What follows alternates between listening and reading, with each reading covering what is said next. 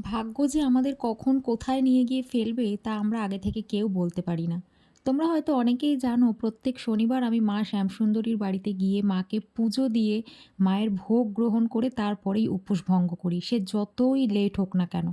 কিন্তু আজকে সকালে মায়ের মন্দিরে গিয়ে জানতে পারলাম মন্দিরটাই নাকি বন্ধ হয়ে গেছে। এটা শোনার পর ভিতর থেকে অদ্ভুত একটা এমন কষ্ট হতে লাগলো যে খালি মনে হচ্ছে আমি যে হাতে করে মায়ের জন্য চাল কলা আনলাম সেটা আমি কোথায় দেবো? কাকে খাওয়াবো?